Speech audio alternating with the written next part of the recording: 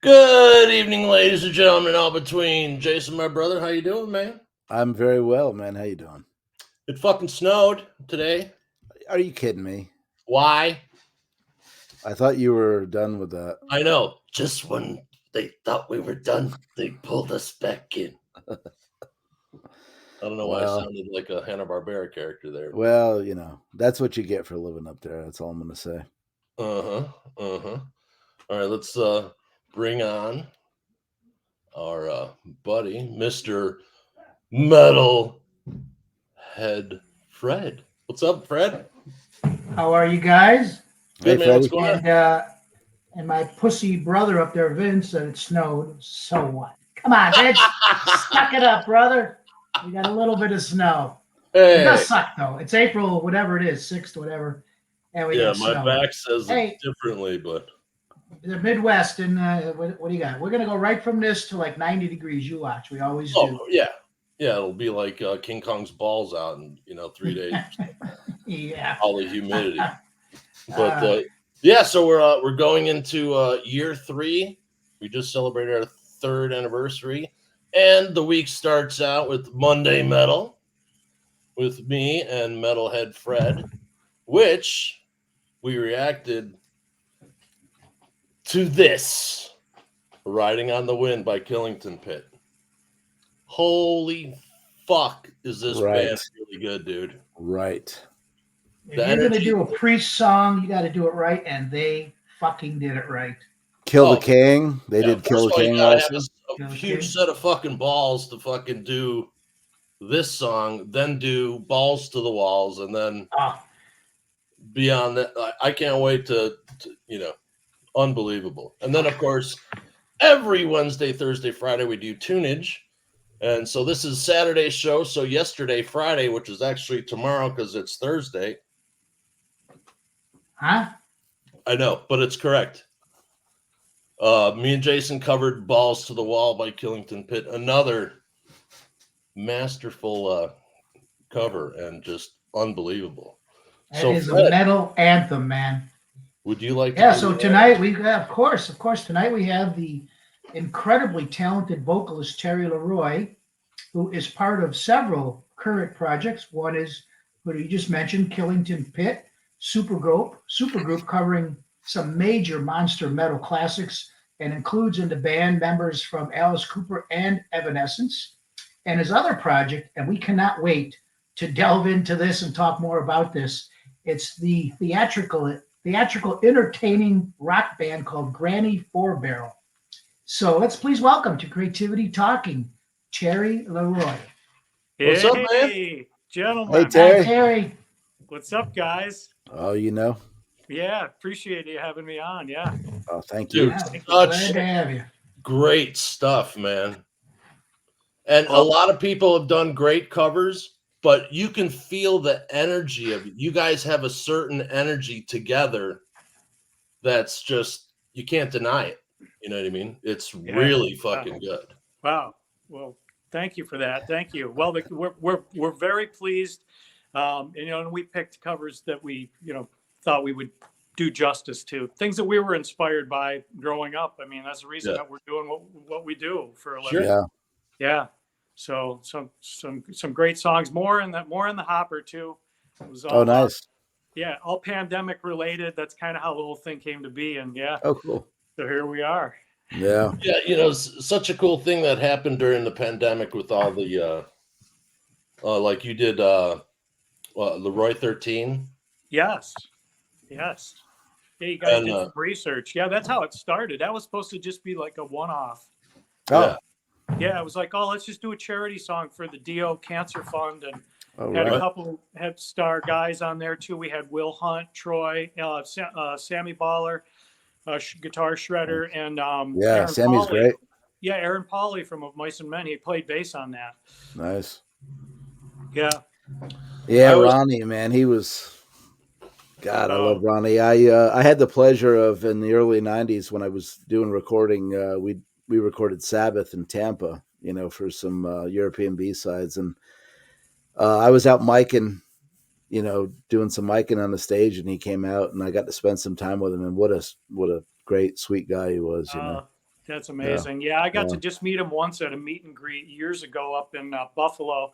There was a club show, and there was a meet and greet at a shopping mall, the Galleria, and I got to meet him there and got him to sign some stuff. It was the only time I never got to spend any time with him. I really wish that I did. He's a really huge influence for me. Plus, from where I'm from, upstate New York, I'm just outside of Syracuse, and Cortland is his hometown. It's literally Ronnie James Dio country around here. So yeah, I'm an upstater myself. We spoke about that before the show. So Roscoe, man. Yeah.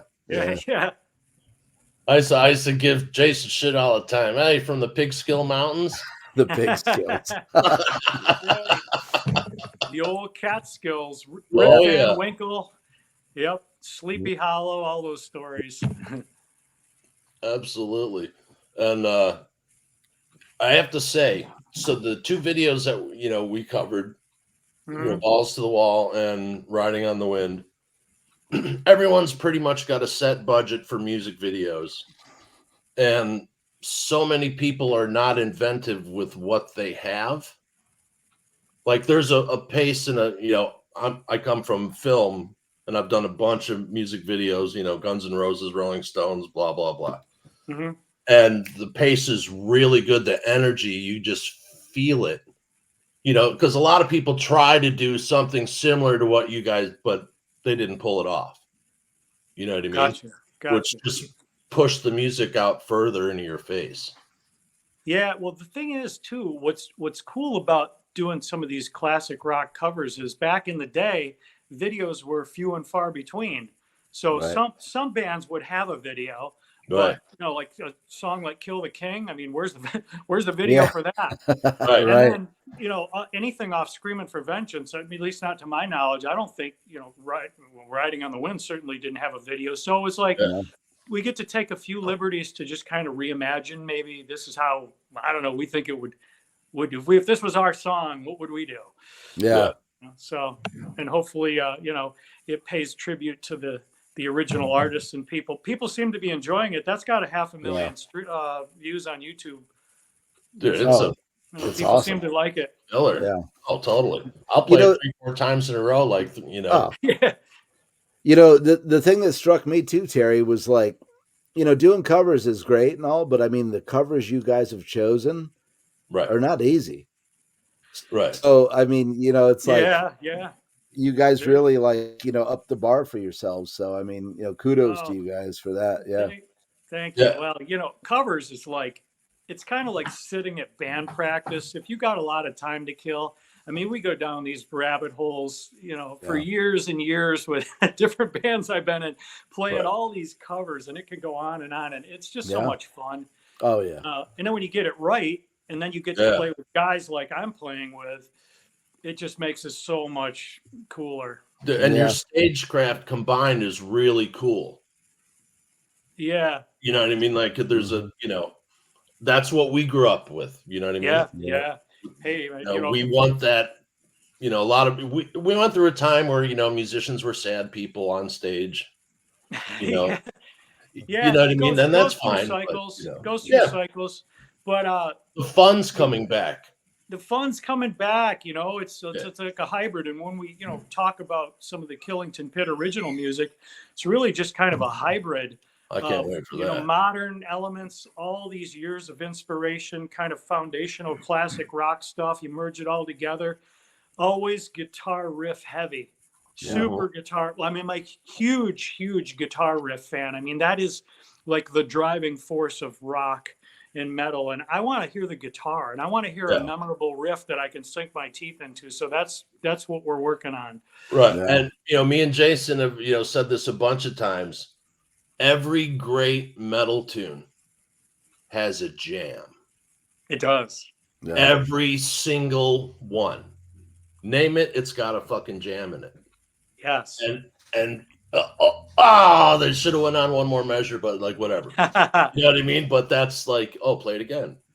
Well, yeah. And what I like currently that's kind of happening. I mean, as you know, like radio format stuff, you're kind of squeezed into a box a little bit with your 3.5 minute, 4 minute tracks, Right. 4 if you're lucky.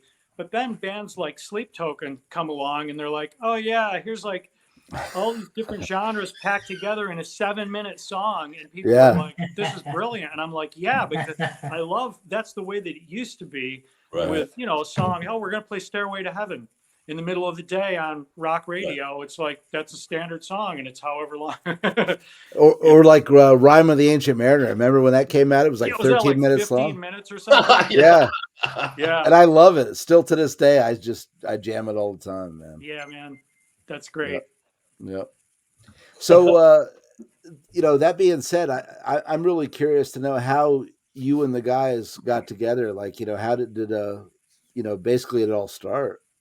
Yeah, so that was the pandemic kind of, you know, created the opportunity for that to happen because Granny Four Barrel, you know, I'm in Granny Four Barrel. The guys are all in the bands they're in. They're doing their thing. Yeah. I knew of the guys. I'd never met them, but I was doing some recording with David Bendith down in Montclair, New Jersey, and we'd been talking about Will Hunt. He's like, oh man, I know this great drummer from Evanescence, and we got these originals. We were talking about having him play on it, and we hadn't crossed that bridge yet. But once the pandemic happened and everything kind of stopped, we well, just a backstory on that a little bit was Granny Four Barrel. The last show we played was at the Whiskey. And Wendy Deal was at this show. We were there for 1 week to do that show. It was some big Spinal Tap night. It was all these bands. It was crazy. And then we were going to do the ride Bull for Ronnie. So it was a Bull for Ronnie charity event. A couple of days later, we played another show after that. But when we didn't expect that she would be at this show. And when we found out, we were like, oh, let's play Stand Up and Shout. Yeah. Nice. And that went over really good. She loved it. And she was like, hey, would you guys like to play the Ride for Ronnie event this May? Wow. It was 2020 would be 10-year anniversary of his passing. Yeah. And we said, yeah, we'd love to do that. What an honor. Well, of course, that never happened during the pandemic. So that was, I was already in kind of Ronnie Dio mode. And I was looking forward to the charity. And I said, well, why don't we just record a cover? We're doing, you know, we can't go anywhere, do anything. Let's do what we're doing now. Let's do, you know, some Zoom stuff. Let's do some recording. Who do you know, David? And he's like, oh, well, let's talk about Will Hunt again. Yeah. So we reached out to Will. And he's like, oh, shit, I'm down. And we had decided, let's do Stand Up and Shout, because that was the song that she saw that she liked, which gave us the opportunity to play the show that got canceled. And then Troy jumped in. Sammy Baller was part of it. And David and I were doing some writing with Aaron Pauley from Of Mice and Men. And I mean, of course, Aaron, he's a bass player, but he's, you know, now he's the front man for Of Mice and Men. But he's like, oh, dude, I'll play bass. So we did that song. Yeah, it was so cool. And that was under the name Leroi 13. And honestly, guys, that was just a one-off. It's like, oh, cool. Yeah, me a couple of months here. We're going to be back doing our band things. I'll probably never see these guys again. Right. But that didn't happen. So the longer the pandemic went on, hey, you guys want to record another cover? Yeah, what do you want to do? Oh, I love some Priest. You want to do some Accept? Hey, I want to do some Maiden, which you haven't heard yet. There's a bunch of stuff. And it just kept happening. And then Chuck joined us after because those guys, they know Chuck, and they just kind of kept inviting their friends. And then we had Steph Burns. I don't know if you know the guitar player, Steph Burns. No, I'm not familiar. You guys should look him up. In Will Hunt's words, he's one of the best guitar players in the world. And Steph Burns, so he played with Huey Lewis and the News. Oh, wow. He plays with international star Vasco Rossi. Check him out, Steph Burns. Yeah. Okay. And then Jeff Blando. Oh, those are the two guitar players that are on Kill the King. Blando's amazing. Yeah, Blando. I love that guy. Vince Neil and Slaughter. Yeah. Yeah. And so then the band was like, oh, hey, let's just have it be revolving like all-star guys. Yeah. But then a core band quickly formed, and then it was just myself, Troy, Chuck, and Will. Yeah. And now it's 2024, and like it's a band, Killington Pit. Nice. And I like the way that you named the band, because Killington just sounded better because it was the local ski hill rather than Yeah. sounds better. Yeah. Yeah, well, absolutely does. You know what's funny is when I read the band name, you know, Upstate New York or me, I thought of that, but I thought no. You know. Yeah, it's like a hybrid name. I mean, Killington. So Vermont, Killington, that ski mountain is also known as the Beast. Yeah. Which is like, okay, that's strong. That's a strong metal name. Absolutely. And then Killingsworth, which is the UK name of a famous town with the coal mine pits, and you know, forging metal, and like the whole thing just kind of was like, if we merge these two names together, Killington Pit, that sounds metal. Absolutely. Hey guys, that guy, you know, I call the guys up. What do you guys think of this? Does this sound metal? They're like, dude, that's fucking metal. Yeah. Now, when you played the Whiskey you said that was 4 years ago. Was that the first time you ever played the Whiskey? Yes. So okay, that was, so I finally got there a couple times in the last 6 or 7 months, and just walking into that place, you kind of get chills knowing how many great bands went through the doors. I would imagine backstage, you had to get some chills yourself knowing how many incredible musicians were backstage back there in the day. Absolutely. Yeah, we were thinking about that the whole time on the trip down. And then when we got there, of course, you know, setting up, and it's, you know, it's just commonplace. That was the place where the bands played. Yeah. And that was a pretty cool night. It was like some kind of Spinal Tap night. So we were like, we did our Granny Four Barrel set, but then there was this kind of Spinal Tap all-star jam. So all the bands had learned Spinal Tap songs, even Granny Four Barrel. And there was which ones did you do? Big Bottle. Dude, honestly, I can't even remember, because it was like it was thrown at me last minute. Yeah. And I was like, fuck, dude, I hope I remember the words. I can't even remember what it was. If you named off a bunch of them, I'd probably. I love Spinal Tap. Yeah. So that was a great movie. Really good. And then, you know, Wendy Deal was at the show. Our manager was like, he's like, hey, Wendy's here. And I was like, are you shitting me? Well, we got to do stand up and shout. Yeah. Let's do it. Nice. That's awesome. Yeah. Man, Ronnie James Dio, what a voice. Holy moly, man. So I know that your Ronnie James is your favorite singer, right? From what I've seen before. So yeah, I mean, there's a handful of guys, and Ronnie's certainly like at the top of the list for sure. Oh, yeah. When I do my Mount Rushmore of singers, he's there with Halford and Jeff Tate. And then that fourth one, I'm always throwing Sebastian Bach in there or somebody else. But those three guys, Tate, Dio, Dickinson. and you can interchange Dickinson. Yeah, you can throw him in there, but then you throw him in and you go, maybe I should throw Sebastian Bach in there. And maybe I should throw. But Dio, Halford, and Tate are cemented in there. You remember the first time you heard Dio? Oh, yeah, I do remember the first time. So I remember there was a club here in Oswego, New York called Al's Warehouse. And it was a reconstructed foundry. And they turned it into this warehouse. And all the bands at the time that were touring around would come in. Some medium-sized bands. But I remember I didn't get to see a band that had Dio in it. But I remember hearing a song they're playing in the background. It was Man on a Silver Mountain, and I'd not heard that before. What a great What's this? Oh, it's a band called Rainbow. Oh, there's the singer, Ronnie Dio, but he's from a band Elf, and Rainbow is really made up of a bunch of guys from Elf, and then they all got let go, and then it was Richard Wagner's whole backstory. Yeah. And that was what sold me. I remember, and I immediately delved into Elf. Nice. And had all the Elf albums, and I was like, okay, who's this guy? Well, just, and I remember just being enamored by this guy's voice, Ronnie. Oh, he's yeah. fantastic. And Fantastic. did you know he was from Cortland at the time when you first discovered him, or was that like years later? Oh, no, it wasn't years later. It was kind of like, because like I was saying, it's Ronnie Dio country Yeah. up here in upstate New York, only an hour from Cortland. So there's just like everybody kind of knows of Ronnie and the bands that he was in. And Yeah. Right. it was just a vibe, because there was another band up here with his cousin, Feinstein. And you remember a band called The Rods? Yeah. Yeah. Yeah, the Rods. And they had a song on the radio called Nothing Going On in the City.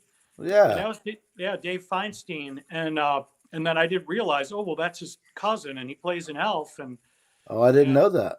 yep. Wow. Nice. Yeah. So obviously you said you're doing a Maiden song next, so you can surprise us with that one. Can't wait to hear that. But, Oh, you so want? Go ahead. No, I was wondering which one.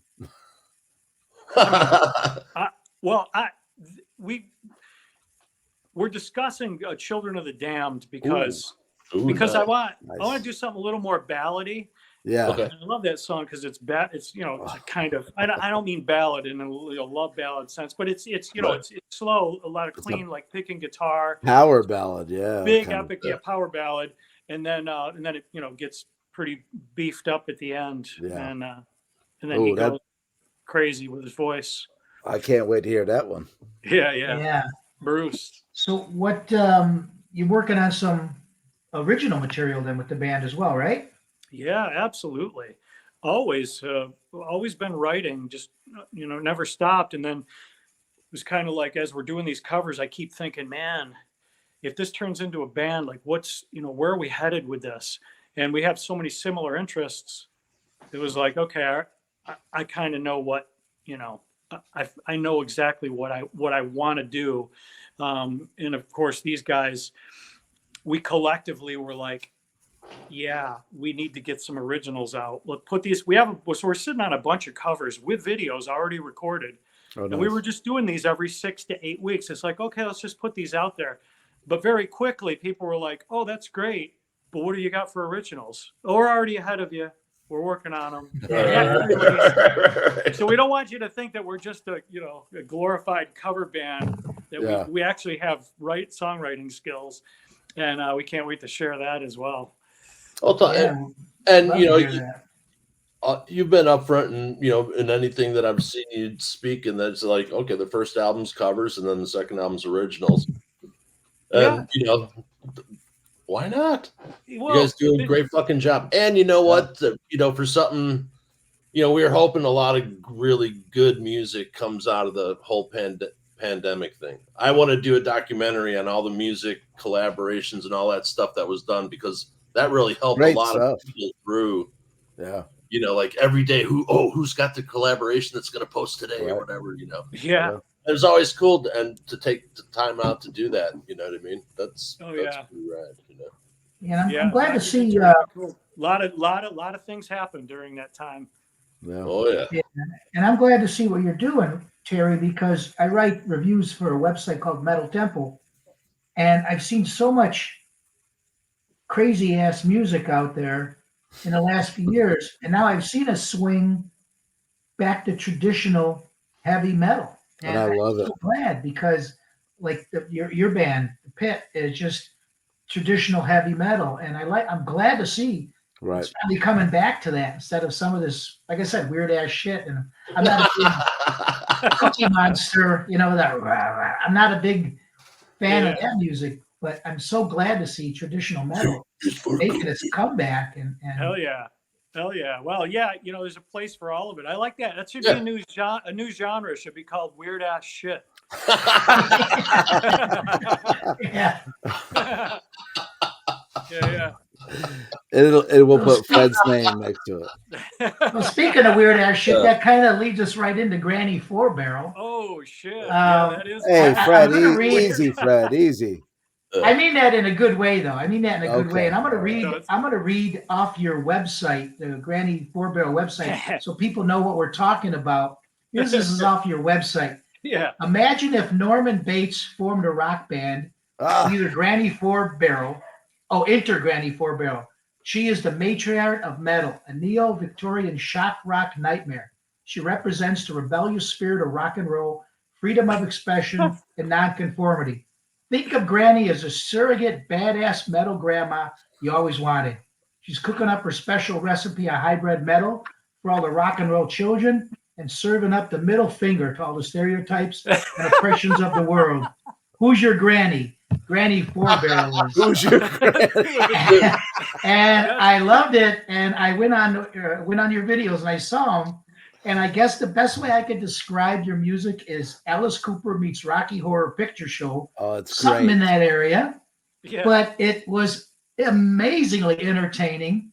And it rocks. And you got a fiddle player in there, right? A violinist Yeah. in there. Yeah.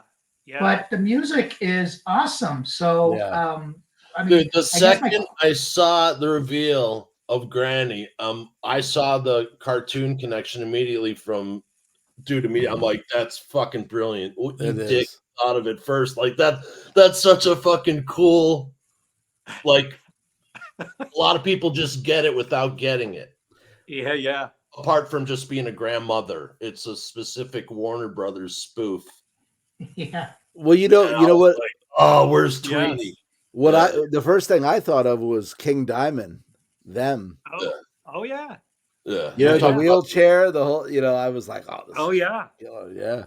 Yeah. Well, yeah, it's definitely like horror movie inspired and also like kind of mixed with like cartoons. You said Warner Brothers, like, that little crazy witch. Yeah.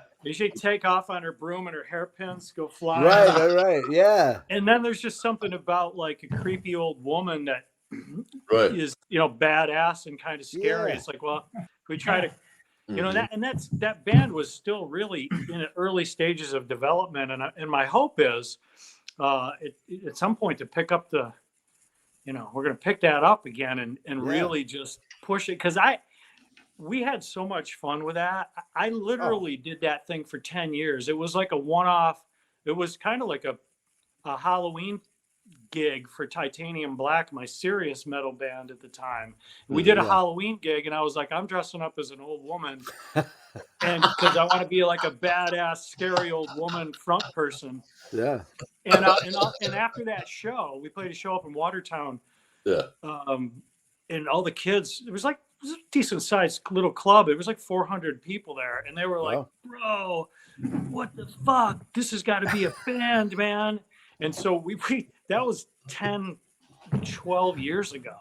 Yeah. Yeah. We just kept doing it. It was so much fun. Why not? Loved it. Yeah. No, it's great stuff. I was trying to do a little research and I stumbled on that. I was like, oh my God. Yeah. It's great. I love it. Absolutely. Yeah. Music's killer. It's got to be a blast. I had an idea to do a parody band. Yeah. Called DAD. Dreams Are Dead. Okay. But it's all like dads and like wife beaters and robes. And the lead singer sitting on a recliner reading the newspaper. You know what I mean? And that's like the thing instead of the wheelchair would be the rocking chair would be the recliner. That's freaking hilarious. And you're like, your dreams are dead, but then the band becomes big. And then your dreams come true, but you were making a joke out of the fact that your dreams are washed right. up. There's your opening band for Granny. That's your opening band for Granny. Fuck yeah. Well, let's do it. There was a band called Insane War Tomatoes in Chicago in the late 80s or mid 80s to late 80s. Theatrical. They had this. Yeah, you sent this shit to me and I was dying, man. So, kind of punk band, they had this song called Raging Volcano, and the backdrop, they would come in during this, and the drummer's playing, and behind the drummer is a big ass. And a slide comes out, and all the band members slide out of the butt with the smoke machine going. Dude, hilarious. And then he'd whip out a Roman candle from his spandex and like shoot Roman candles up in the air like it was his cock. It's fucking hilarious, man. That is hilarious, man. The name, the Insane War Tomatoes. Yeah, but that same guy learned how to make fruit flies sterile. What? And he's like this insane biologist. Yeah. Really? Yeah, he was up for the Nobel Peace Prize when he was like 19. Yeah, exactly. What? Hilarious though. I gotta Such check a that fun out. That's band. crazy. Yeah. But That's got to look great on the resume, huh? you know. Yeah, I mean it does. It gives you some street cred. Yeah.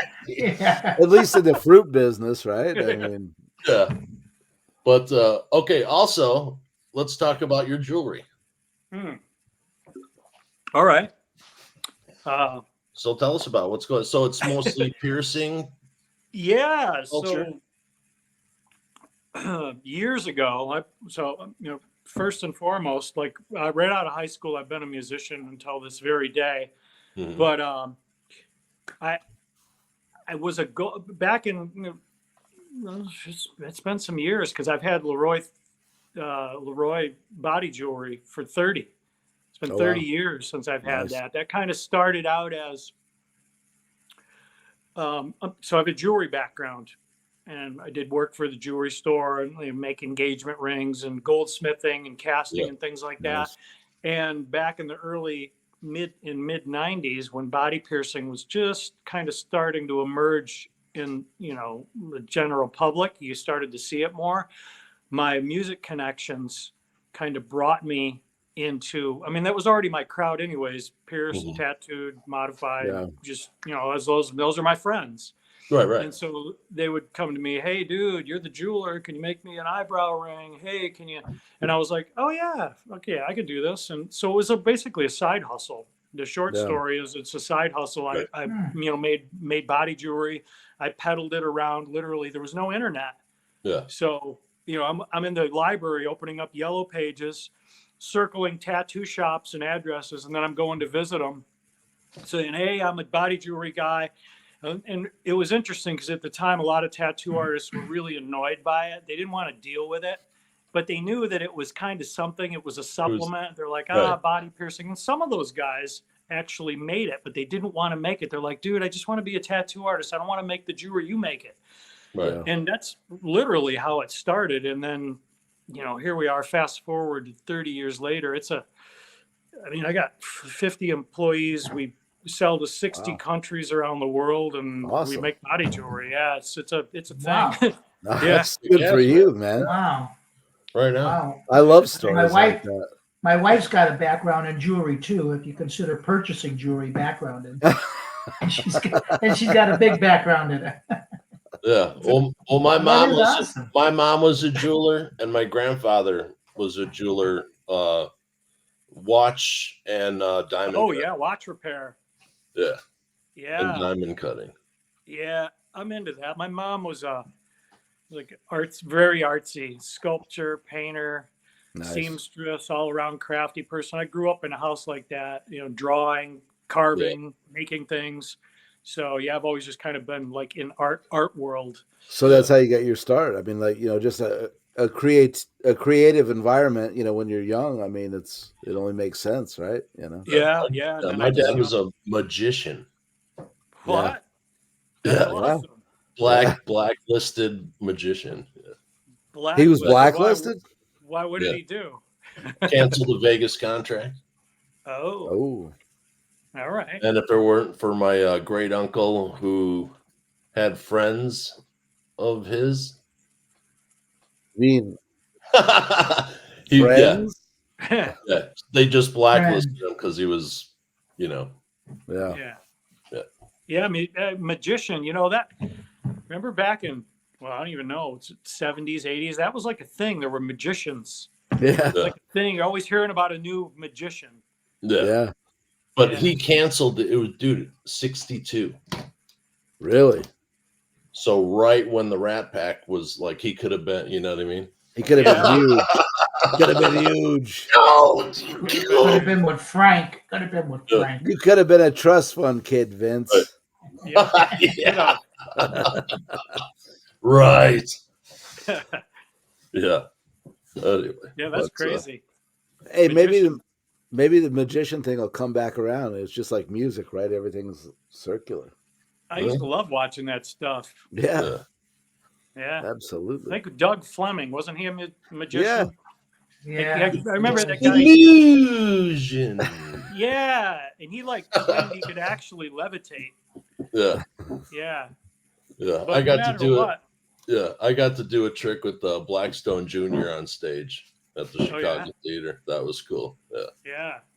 Yeah, that's pretty crazy. You Yeah. know, My dad knew all those guys. David Blaine stuff, man. Yeah. Yeah. And, Well, speaking of David Blaine, I guess there are modern magicians, right? Yeah. So. yeah, we did the fire tornado for David Copperfield. Oh, did you? Yeah, I was the first person to stand in there. Are you serious? Yeah. Wow. Yeah, we did a. So, rumor is, he buys things. He doesn't. I mean, he doesn't develop. He buys pre-made. A lot of effects at the time were made for. You could sell them to stage. You could tell to film. Okay. Different rights. So Michael Jackson and Copperfield were bidding over the tornado rights for live performance. Mm. And so Copperfield won, and we did the fire tornado. That's awesome. Yeah. But it took the U.S. government 8 years to do an 8-foot, and it took us 8 weeks to do a 60-foot rig that made a 50-foot physical tornado. Wow. For Volvo UK commercial. Well, yeah. One of my favorite things that I read was, and this ties into your story of how the government can screw shit up.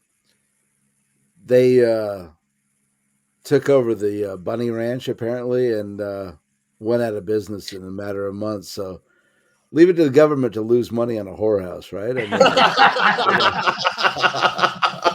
that's crazy. Yeah, and that's funny because they are in the business of screwing. So how the hell? Right. Good oh, point. the irony. Hilarious. Yeah. So I'm going to talk about another one of your bands, Terry. Sure. That I heard and I absolutely loved, but I didn't realize it was 20 years ago. Titanium Black. Damn. You only put out one album, it looks like. So tell me, first of all, when I mentioned about traditional metal, listening to that, I came away with kind of a Maiden feel, a Priest feel, a Dream Theater feel, a little bit of little thrash flavor in there as well. I couldn't pin it down to that, but it was awesome. So tell me about that band. What happened and why? I mean, any chance of reissuing that album or maybe anything to do with that? I mean, anything's possible. I've thought about that. So I had at the time, I had about 60 songs that I had written that didn't really have a home. And a friend and I, we thought, wouldn't it be cool to, why don't we try a different approach to try to get signed and get awareness? So I've been in bands forever. We tried, everything. And sometimes we'd get a little bite. It was really hard to break into the business. And we thought, well, why don't we just go to a producer, like a big name producer? Let's just do it for the fuck of it. Right. So we sent an email to Michael Wagner, Michael Wagner. Absolutely. And said, hey, got these songs, wondering, this is just a long shot. It's like, oh, we're going to get shut down again. Right. There's probably 20 gatekeepers. We're not going to be able to reach Michael Wagner. Well, the next morning, he already responded back and he was like, oh, hey, guys, why don't you go ahead and send me some of those songs? I'd love to hear them. And we were like, what the fuck, Michael Wagner? He answered our email. And so we sent a handful of songs. And next thing you know, we're down in Nashville getting ready to do a record with Michael Wagner. I had no band at the time. So it was a band that was formulated from other bands that I'd been in. Once I had made a deal with Wagner to do this record. And then, the name there wasn't even a name for it yet. But that was really cool. And that was my first, I did some recording at Alex Perry Ellis's studio way back in the day with, remember Raven? Remember the band Raven? Yeah, absolutely. So the drummer, Wacko. Remember Wacko? Yeah, Remember Wacko. Well, he did. Yeah. He was an engineer at Alex Perry Ellis' studio in Ithaca. Oh wow. And that was like my first, like working with a producer in a big studio, like a big name. Wow. And he was an aspiring producer, engineer. And but before that, Wagner, that was it. And then Wagner was like, oh, this is Michael Wagner. Like, he sold like 50, 60 million records, Skid Row, Accept, Right. Ozzy, No More Tears. Like, I was like, holy fuck, balls to the wall. Yeah. And it was, what a great experience. I learned a lot. So I basically moved down to Nashville for almost a year, and I just recorded like 14 tracks. I think there's only 12 on that record, right? Or I can't remember. There's 12. We have more tracks than we put on there. Oh wow. And that band lasted. Oh man, that band was all the way up till all the way up to the Granny 4-Barrel Halloween show. Nice. Yeah. And then that's why that band ended, because it had a long run. We did some things. We played a couple of big shows. We did some overseas stuff. We did something with Man-O-War. That's that poster behind me right there. That Man-O-War poster. Oh yeah, nice. Oh, Yeah, nice. I was at the show where they broke the world record for loudest performance at the Thirsty Whale. That's great. Yeah, well, you know what's funny? That show in Bad Arolsen, Germany, they did it again. Oh. Brought out the sound meters, and we were standing on the side stage. Yeah. Like, there was the whole talk all day was, oh, Man-O-Wars are going to break their other record. And I remember it was so loud that my eyes were blurry. Oh. It made it hurt. It was so like, what the fuck? But yeah, they're the loudest band in the world. Wow. Oh, So Terry, you mentioned Alex Perry Ellis in Ithaca, and I'm just shooting from the hip, but I remember hearing that Anthrax in the early days recorded up in Ithaca. Is that am I correct? The same? Yes. And I know Joey. Listen, I was hanging around with Joey as he was auditioning for Anthrax. Joey's he's an upstate guy too, as well, right? Yeah. He's literally like, he's like, his parents were like 2 miles, in Oswego. Oh, we painted his mom's house, me and my friends. Oh, nice. But Joey was, I hope I'm getting this right, but he'd been in some cover bands. He was a drummer, and but he was in this band I think called Bible Black. Yeah, and absolutely. I don't know however things aligned, but Anthrax needed a singer. Next thing you know, he's like, yeah, dude, I got this audition. There's this band, they're playing thrash. And we're like, thrash? What the fuck is thrash? I'm like, yeah, it's new. It's like a thing. And that was amazing watching that whole journey. Right. We would hang out when he would be back from Anthrax, and he'd be telling me what was happening next. And he's playing me the songs before they go on the record. And it was really cool. It was really cool. Yeah, what a great band. Yeah, my buddy, we've been best friends since kindergarten. Since the Cameo thing happened last year, my birthday, he got me a Joey Belladonna Cameo. Had Joey wish me happy birthday. That was pretty hip. Joey's amazing, and he was. They were one of Alex Perry Ellis's. They were always down in Ithaca recording. Nice. At Pyramid Studios. Okay. Right on. Yeah, we got some about some lineage. Yeah, rock genealogy way back. Absolutely. Yeah. Upstate representing, man. Right? Yeah. So what's plans going into the summer season? Yeah. So the next releases are going to be original Killington Pit music. Awesome. Going to take some tracks to write to radio, and we're getting real excited about that. We're just putting some finishing touches on that music right now, and we've got more songs in the works. It's just kind of an ongoing process, but we want to get that out there, build some hype. There's going to be select shows. The good thing is that these guys, so Chuck, I know Chuck has some availability this year, a lot more than he's had. And Will and Troy, same thing. But basically, this band is kind of fitting in the holes whenever those guys aren't on tour. Sure, Right. Yeah. And we'll do what we can do. Yeah. And then we try to build this thing and get some legs under it. And then we got a touring band that's doing Right. a thing.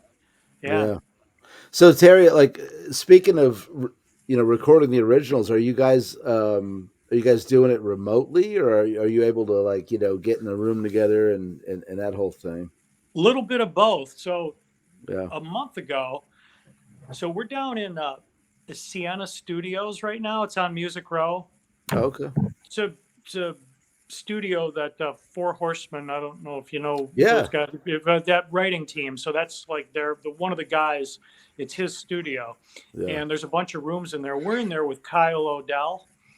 And you should check him out. Look up Kyle, Odell. spelled Kile, Kyle Odell. Okay. And check out all the bands that Kyle's done. He's got a, if you listen to Octane, there's a handful of those bands that are on there that Kyle has produced and recorded and co-written songs for. He actually co-wrote that Nita Strauss, David Draymond, what's it called, Dead Inside? That was a yeah, that's Kyle Odell. Oh, right on. Yeah. So we've been in there with him, and about a month ago, Chuck, he actually, for the first time ever that we were actually in the studio together, Chuck and I were in the studio together physically. I mean, we've been shooting videos over the past 2 years. We get together down in Nashville. We've done some green screens and different things, but we've never actually physically been in the studio. But Will and Troy currently have only remotely done their tracks and sent them. We're still sending demos back and forth to each other. Yeah. Same way we did the covers. Yeah. Yeah. All right on. Cool. Yeah, you got to love modern technology, man, Dude, it really is amazing. Yeah. Right. Yeah. It's unbelievable, man. Yeah, I can't wait to see you guys live. Oh, I want to see that energy live, man. It's just going to be fucking 10 times as kick ass. You know what I'm saying? Thank you. Yeah, I feel like it will too. You can feel it too whenever we've shot like live video. So Balls to the Wall, that's a performance video. yeah. And even though we're kind of lip syncing it, Right. we recorded it and it's like, oh dude, like this is cool. These guys, this is a cool vibe. Just the way everybody looks and it sounds together. It's just so badass. It's just a very unique band. I'm super proud of it. Yeah, I've been turning all my friends onto it, sending it around and stuff. Just. Thank you. Yeah. Great Absolutely. guys. It's really an honor for me to be in the same room with all those cats. Will. I'm a big Will Hunt fan, man. What an amazing drummer. Oh, Will, yeah, and he's always inviting me out whenever he comes up near this area. He just did a thing with Stephen Piercy, so we were backstage at that show. Nice. We've done a couple of Slaughter shows. I got to meet Mark Slaughter and Dana Strum, and of course I played with Jeff Blando and Will, and it's cool. Awesome. Right on, man. Yeah, guys. Okay, so you can find out about your jewelry at Leroi.com. And what's the Leroi piercing? Is that another one that you... Well, so like Instagram. So yeah, Leroi.com, that's the jewelry company. And then Instagram is Leroi Fine Jewelry. You'll see it pop up. And it's spelled with 2 L's, jewelry. So it's European because they spell jewelry with 2 L's. Nice. So Leroi Fine Jewelry on Instagram. I don't really, there's a Facebook page, but I don't spend any time on there. All the body piercers live on Instagram. That's like our main medium. Yeah. Gotcha. Yeah.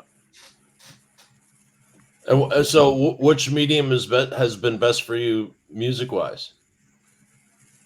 Geez, it's kind of all of them. So, each one has its own special, purpose. Like YouTube is great, obviously, because it's video, and that's been doing really good. I mean, we've only been on a handful of months. We got 5,000 subscribers, and people really seem to be digging what's happening. So that's awesome. And then we've got Spotify. We're coming up on 2 million streams total in, again, just a few months. So that's awesome. And then Instagram, that's a little bit of a slow build, but those are real fans. It's not like, we're paying to have people like, these are actual people that are, it's a slow build, but almost a couple of thousand followers. I mean, fast forward a couple months into some originals and some radio play. And it's going to blow up. Keep escalating. Oh, for sure. Right. Yeah. Yeah, man. I can't wait to hear the originals. I like it all. Yeah. Absolutely. So Terry, I want to ask you a quick question because it was actually the first question I wrote when we booked you as a guest. So I'm going to ask it. Sure. I mean, you've covered some incredible singers, Dio, and now Bruce Dickinson and Udo and Halford. Is there any singer out there that maybe you'd be a little skeptical about trying to cover? Because I don't want to say intimidating is a word, but I mean like a singer that you go, I don't know. I don't know if I could do him justice. Yeah, I kind of there's a couple different categories of singers that I analyze. So like, let's just talk about a singer like Axl Rose. Right. So Axl Rose, he's another one of my favorite singers. Mm-hmm. I'm probably never going to do Axl Rose justice. Can I sing in the same range? Of course. But I don't have those tones. And he's just like, it's just a different, like, I'm not going to be singing any David Coverdale, Whitesnake. I could do it my own way. Right. But I tried to pick songs too when we had these discussions about what to do. It's like, well, who are the singers that I could kind of sing along to, and I feel like I could at least take a crack at it. And the ones that you mentioned, the ones that we've done, those are the kind of singers. They sing in a certain range. Dio, Halford, Dickinson. Halford's a tough one. I mean, I'm singing Halford, but he's a freak of nature. And I mean that in a good, very respectful way. Yeah. Oh, his voice, he's got like all these different tones, and he's got cleans, he's got highs, he's got lows, he's got grit. Another singer who I think has got one of the coolest voices ever is Stephen Pearcy. Oh, like, yeah. I was like, what? Like, it wasn't like he had some like exceptional like operatic range, voice in that sense, but there's something about the way that those Rat albums sound, the tuning, the voice, and it's fucking cool. And good luck trying to copy that voice. Yeah, it's like, So I think it's singers like that. I can't do. Yeah. He's got a character. I think that's the best way to describe it. There's a character to Stephen's voice that is all him. Yeah. I remember when Out of the Cellar came out and Round and Round was on the radio. Oh man. Over, and I was like, we picked up a couple songs. We played Wanted Man. I think we did Round and Round, and I did the best I could. I mean, I could sing in the range and the key and everything.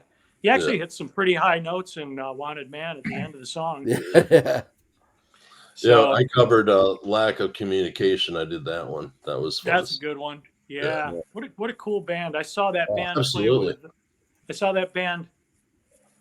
So Bon Jovi warmed up for Rat. Right. Nice. At the Syracuse War Memorial. Yeah, I saw that tour as well in Binghamton. Yeah. I saw him down at Broome County Arena. Yeah, Broome County Arena. Yeah. And this was at Syracuse War Memorial, so Rat was bigger than Bon Jovi. Yeah, Rat was huge. Yeah, such a killer. And I always had this little conspiracy thought in my head. I'm like, oh man, Bon Jovi stole Aldo Nova's sound. Aldo Nova. Literally just went, oh, thanks, dude. Whoop. Everybody's inspired. Yeah. Right. There's so much music circulating around. It's hard to go. Especially in those days. Original. Yeah, I look back when I was going to concerts. I still go to a ton of concerts, but back in the 70s and 80s. Yeah, you do, Fred. You go to a lot. I do. All the bands that I saw, I saw Iron Maiden back up Van Halen. Damn. Oh wow. Just the bands that they were pairing back then. They were, you don't see that nowadays. Yeah. I can't believe all the incredible bands I saw that were are headlining now and were backing up back then. I mean, I saw Queen and Thin Lizzy on the same bill, and Skinner and Journey on the same bill. You think about back then, what great shows they were. Now you see the band and they got some.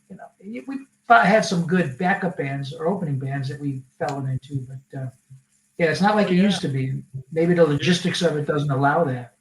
Yeah. I got to see Queen on the Game tour, and that's that's actually a Wikipedia, that actual show. So it was 1981 Queen the Game at the War Memorial, and the set list is on the Wikipedia. Because I was like, nice. If I'm remembering this right, and I was really drunk with my friends, and I'm like, I think and high and whatever else, and I was like, I think they opened up with Jailhouse Rock, like Elvis Presley. Nice. And I looked in it, and it's on there, and I was like, yeah, they opened up with Jailhouse Rock. I was there. It wasn't just me. It wasn't just me. But yeah, that was pretty cool. The Game. Awesome. Another One Bites the Dust was the big hit. Right. Yeah. Yeah. Huge. Nice. Fuck yeah. Cool. So here's a thought I've always had. Maybe it's been done and I just don't know it, but I would love to see a rock band, a metal band, cover unmetal songs. Just like I always thought the song "Jesse's Girl" would make a great heavy metal song. Oh, Rick Springfield. I just want to, yeah. It just seems like there's some songs out there that could really, that aren't heavy metal songs, maybe even pop, and just turn it into metal songs. Maybe it's been done and I just don't know about it. Yeah, I agree. I mean, there's so many great songs. Like a great song doesn't matter if it's a country. It doesn't matter what it is, what genre. Right. If it's a good song, it's a good song. True. You could redo it. Yeah. Well, we got a surprise for you sometime down the road in Coverland, because we've got something that I did with Bendith, and we're about to, we'll put that out at some point. It's a 70s disco song, and it's produced by David Bendith. It's in drop B, and it's really fucking cool. Right on. Yeah. That's awesome. Yeah. At that time, it was so funny. Like when in that era, all the kids were like, it's anti-rock and roll, it's disco. And then in Chicago, you had the anti-disco movement thing happening and all that stuff. Most of it was pretty good. You know what I mean? Hey, man. Yeah, it was a cool. Like the Bee Gees, fantastic. Yeah. Hey, those bands, I mean, think about it. Like Sister Sledge, ABBA. ABBA. Yeah.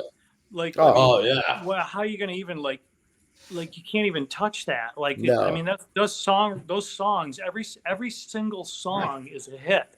And they were every huge. Single song. It's like, oh yeah, that's ABBA. Yeah.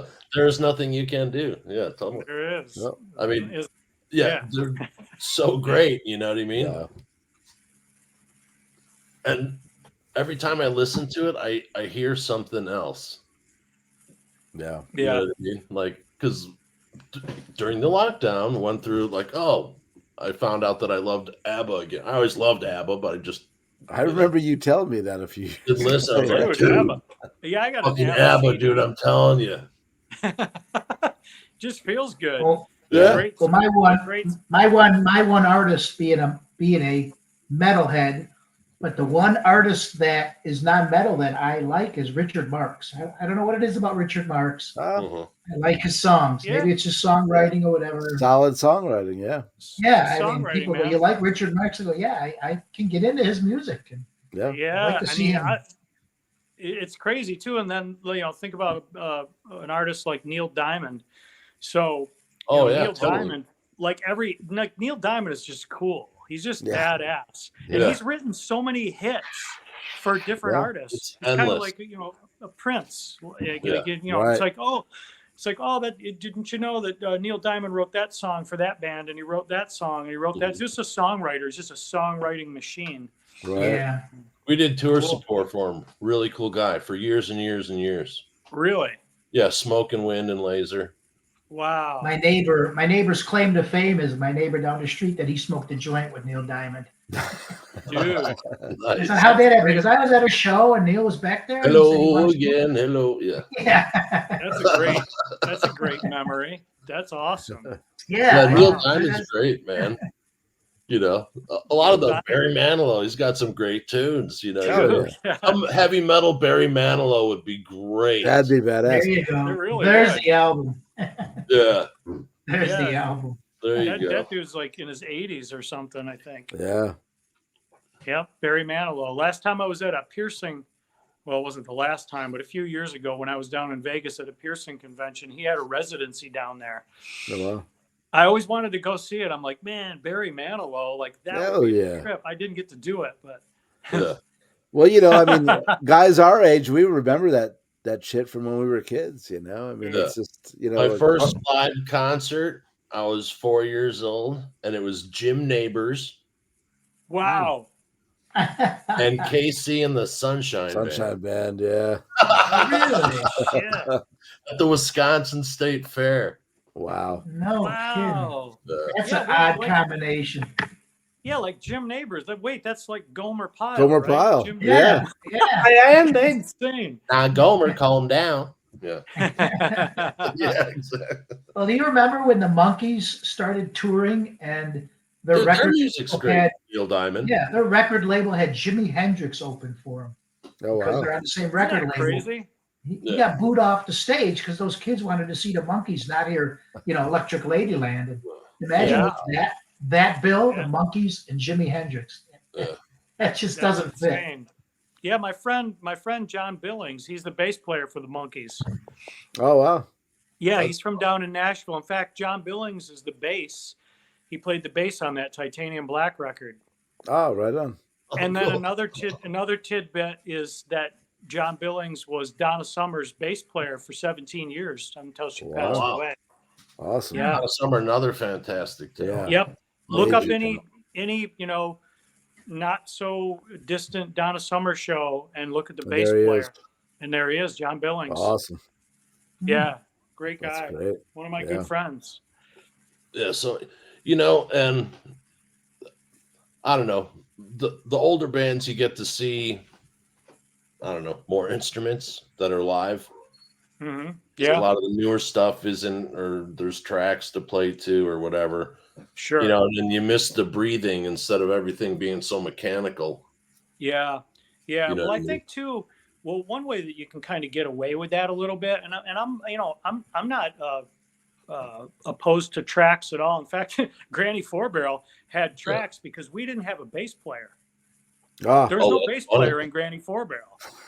So there was a bass track that ran. awesome. Right. The drummer, the drummer would sync it up with his playback system and the bass was Yeah. playing, but then it was like, oh, why don't we go ahead and throw a couple of tracks? It was the first time I ever experimented with tracks. And I was like, well, this is cool. The thing is though, if you fall off the Oh, grid with that, you're screwed. yeah. locked You're, into the track. you're It's drowning. not like, Yeah. it's not like you can improvise. Right. But there's another way of doing the playback stuff too, where the drummer's triggering stuff. So Yeah. you only have, the tracks are, you could break a song down in the middle and you could do your thing. And then whenever the drummer triggers stuff back in. So Come it's back just, in there. I think you can, find a way of doing that. I think Skindred, they use a little bit of tracks. I mean, a lot of bands Yeah. do that now, which Yeah. again, I'm Right, cool. Like, yeah, I can see like total supplemental, Yeah. Yeah. but I'm talking like or, some are Yeah. full on, and yeah, or you just have a keyboard player and he's Yeah. got all those extra sounds, and then you're like Rammstein, Yeah. huge bands that are, well, Dio used to have a keyboard player off to the side of the stage. Yeah. Claude Schnell. Yeah. Right. Yeah.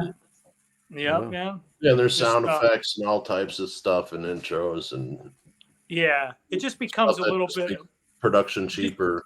Yeah, yeah. Yeah. It just becomes a little bit, you're like, oh, if it's all tracks and it's just a lip sync, you're like, what? Why am I here? Yeah. I Right. want to see somebody play. I want to see somebody actually Right. do their part. yeah. I'm just worried about it turning into a Milli Vanilli world. Yeah, Remember that? Yeah. wasn't Those that guys- crazy? They got Dude, that slaughtered was- for that, and now it's commonplace. Right. Right. That's what I'm basically getting at. Is that kind of it's like that was. But the you know- funniest- dude, that was so funny. But Vince, and now that you mention it, I mean, this AI thing is right on the. It's in its infancy, so who knows where that's going to go? Yes. Scary stuff. Yeah. Scary Yeah. stuff. But cool stuff. Again, just like any other kind of disruptive technology, it shows up and you got fans of it and people that are like, no, it's the devil. It's going to destroy society. But then I think there's going to be a balance. We're going to find a way to be able to utilize it. Right. I think what's cool from what I know about AI right now is that you could replicate, let's say you plug into AI your songwriting style and all of your elements, and you say, hey, AI, go ahead and write me 5 songs that I would write. And so AI writes 5 songs for you, and you listen to those, and because it's taken elements of your style, you could hear stuff and go, oh shit, I wouldn't have even thought of that. Thanks, AI. I'm going to use that and write a song. Like, you could actually build upon the AI thing. Like and a I'm hybrid. Sure people are doing that right now. Yeah, that's possible. Yeah. Inspired. I hadn't really thought about that, but yeah, I can see that. Come with me if you want to live. Yeah. Yeah, we talk about that stuff all the time. Yeah. Okay, so I saw that just real quick, Vince. I saw that. I don't know if you heard about the Dio hologram show a few years ago. Did you hear about that, Terry? Yeah. You did hologram? Yeah. I saw that show a couple years ago, and a lot of my friends said, "Why would you see that? It wasn't Dio." I go, "No, it wasn't, but it was cool enough to see because they had a hologram of him in like 5 songs. They had Greg Goldie on guitar, so he had somebody from his old band.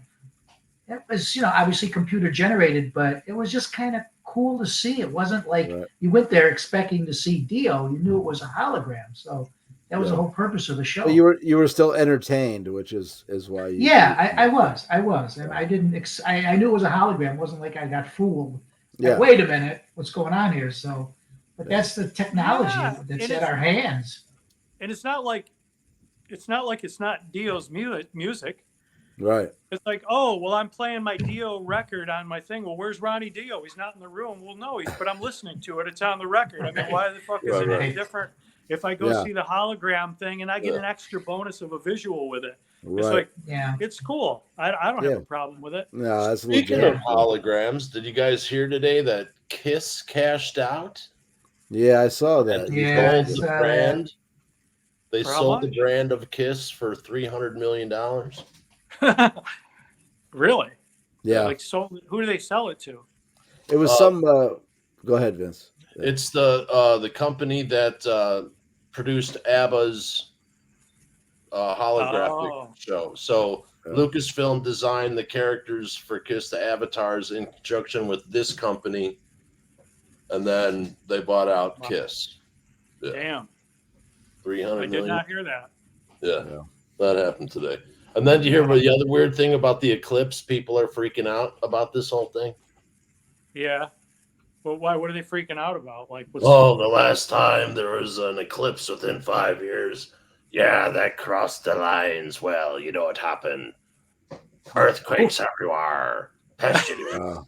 Disease. Like all this type of stuff. And it's going to be like, there's all types of like, there's going to be like mass, like, what do we used to call it when you throw people in the volcano and shit?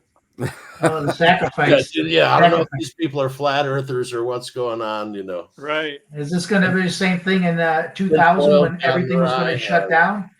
I'm not. Remember 2000? Oh yeah. I had people that were stocking up food and everything. Schools are off. Nothing. Schools are off that day because God, 11 minutes of darkness during the day. Eek, And if here's a public service announcement: if you have pets, keep them away from the windows because they don't know not to look at the sun. So you got your cat, keep him away from the window. And if Christopher Walken shows up at your front door, do not answer it. Yeah. So what happened? Like what happened in the past whenever there were eclipses? Did all the animals go blind in the world? I don't know. I just saw it and it made sense to me. The fault line the fault line down in like Arkansas activated the last 1807 or something kind of thing like that, whatever they're saying. Wow. Yeah, that's crazy. I don't know, man. I mean, I think it's going to be cool, and it's going to be over in a few minutes. And I mean, the worst thing that's going to happen is that there's so many people piling into all these towns and stuff that's when shit's going to happen. Yeah, because everybody's going to have their glasses on, looking up in the sky. You know what I mean? Yeah. That's crazy. I got crazy. I I got a spot picked out that I want to go see it though, because there's a couple of cool little hills around here. I want to like climb up on the top of it and, like, right on. get a nice view. I'll be stuck behind the steering wheel at work, but I do have my glasses, so I'll be driving up the interstate with my glasses on. Don't get in an accident, man. Right, yeah. I'll be up on my roof. There's a clean shot. Hell yeah. But Cool. Terry, thank you very much for coming on. Absolutely. Thank you, guys. Totally excited about your band. Yep. You know, and you're a Appreciate good it. dude It's on a top pleasure. of it, which makes the music even better when you watch it now because we're buds. So Hell You know, yeah, man. Well, very it's cool. really good to get to know you guys. I appreciate Yeah. you. You too. You know, yeah, taking you're the on our time to roster do it. now. You know, What's that? you're on our roster now. So you know Hell what I mean. yeah, man. I'm ready. Well, yeah, we Yeah. can, we can get some of the other guys too. I'm doing a bunch of stuff, some other interviews with these guys, doing Yeah. some stuff next week for the UK. And yeah, we'll circle back around when we get Let's some do of this it. original Abs- material out. Yeah, Oh, absolutely. for sure. Can you get Granny to join us? Oh, sometime for sure. For That would some be time. cool. Yeah, Let's but see. I You don't gotta want meet to. Granny. I don't want And to disrupt and ruin Killington Pitt's chances Right, for right. anything. Yeah. Bring Granny in, and people go, "What the fuck is happening?" Right. No, but we'll bring Granny back. so we Yeah. have yet another really cool musician coming on next week. Who's that? Oh, dude. Mr. Starzo, Rudy yeah. Starzo. Yeah, we're psyched. Yeah, I got to meet him at that Bull for Ronnie event. Oh, right Right on. on. Yeah. We've heard nothing, never heard a bad word about the guy. Nah. Yeah, super nice guy. I mean, I Yeah. chatted with him for a second. If you ask him if he remembers me, he won't. But if you say, "Do you remember at Bull for Ronnie there was a guy dressed up as an old woman?" Then he'll go, "Oh fuck." So he was talking to me because he doesn't know what I look like. Right. Right, Oh, right. okay. Yeah. Well, we'll bring that up. Hilarious. We'll ask him for you. Yeah, dude. We'll make It's sure. awesome. Yeah, we got to do it now. Absolutely. Funny. Yeah, that was Yeah. that was real crazy because there was a lot of rock stars at that, like serious big time rock stars. Yeah. Dave Grohl was there. What's the singer? Mark Terrain from Bullet Boys. And Oh, yeah. like so I was in my dress and I was bowling, and I was You- next Of course. to the singer for Bullet Boys, and they kept looking over, and they weren't really amused. They were like, "What the Yeah. fuck is this?" And, Bowling we for were just having Norman. Fun. It was cool. A lot of guys. Screw them. Screw them if they didn't think it was funny. Yeah, that's right. It's a rock. This is Yeah. rock and roll. The last time I checked, right? Yeah, Exactly. Yeah, totally. It's a freak show. yeah. You got to love it. Absolutely. Absolutely. Man, thank you so much. Absolutely. Yeah, Yes. Terry, it was a pleasure, man. Go check out Killington Pit. Go buy Killington Pit. That's more important. Get some merch. You can go to killingtonpit.com. Check out what they got going on. They got some videos over there, and they're building upon it as they release more and more. Terry, thank you very much, man. Thanks, Thank you, guys. Terry. Good luck to you, sir. Can't wait to Thank have you you so back much. on. Good luck. You guys are going to crush it, man. Oh Absolutely. man, Absolutely. thanks. Yep. Looking forward Yeah. to seeing you guys out on the road. Awesome. Absolutely, man. Sounds great. And All right. Take care, have a Terry. good one. And we'll see you guys next time on Creativity Talk. All right. Take care, man.